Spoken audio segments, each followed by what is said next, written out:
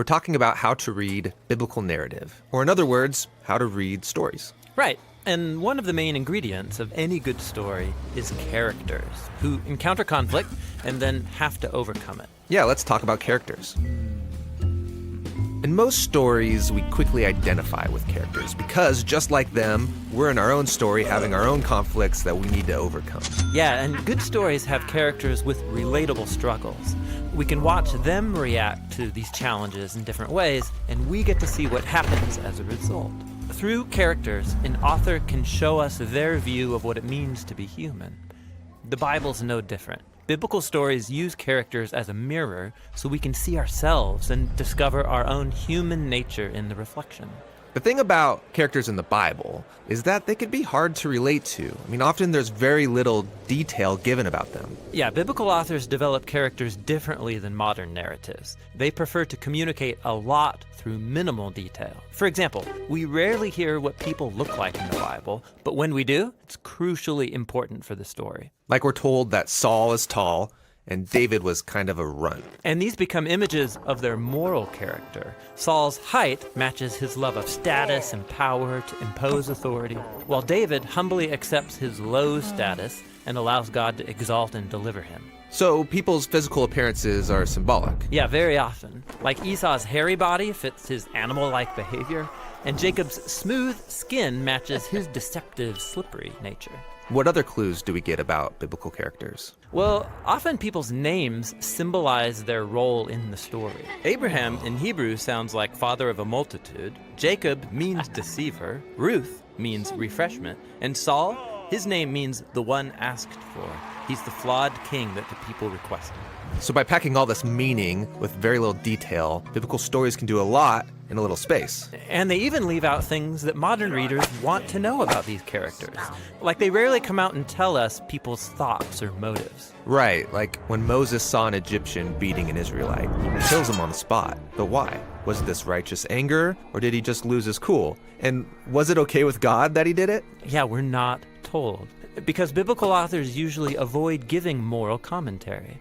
They would rather have a character's words and actions reveal their motives and then leave us to judge their behavior by seeing the consequences.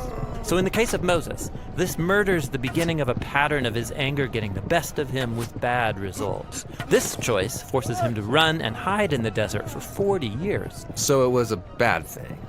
But he does meet his wife out there, so it's a good thing? Exactly. It forces you to ponder. Through all these techniques, the biblical narrators keep their stories compact, memorable, but also engaging. But seriously, was Moses being good or bad? Right? Like in classic stories, there's always a good guy and a bad guy, some admirable hero who faces off against some horrible villain. Sure, and simplified characters like that are helpful for teaching children there's such a thing as good and evil. But the Bible's not a children's book. Its characters are very complex, a mixed bag of good and evil, just like us. There's hardly any flawless characters in the Bible. What about heroes of the faith, like Abraham or King David? So you mean Abraham, who used an Egyptian slave for sex and then lied about his wife 2 times to save his own neck? And David, the man after God's own heart, who sleeps with another man's wife and then murders him? These stories are anything but simplistic. They offer us realistic portraits of compromised people like ourselves. The real surprise is that God keeps working with them despite their failures. So, just because a person's called by God or wins a battle, becomes successful or wealthy, doesn't mean the biblical author wants me to act like them. Right. It would actually be really dangerous to imitate most biblical characters. True. But there must be something admirable in biblical characters, something I can imitate. Absolutely. Pay attention, and you'll notice that most biblical stories highlight the moments when characters fail or come to the end of themselves, and then they choose radical trust in God's grace and wisdom. It's in these stories that the authors show us how to be a human who truly pleases God through humility and surrender. Yeah, the fact that God stays committed to biblical characters is a profound statement about the patience and love of God, who is also a character. Right.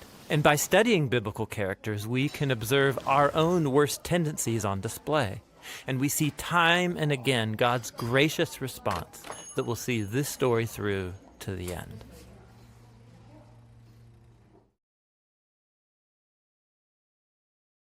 Hey you guys, we hope this video was helpful for you on how to understand characters in biblical narrative. We have a lot more videos coming out about how to read biblical narrative, other literature in the Bible. You can check out our YouTube channel here, The Bible Project. We are a crowd-funded animation studio. We're making loads of videos on the themes of the Bible, the structure of the Bible, how to read the Bible. You can be a part of this. Go to thebibleproject.com and see what we're up to.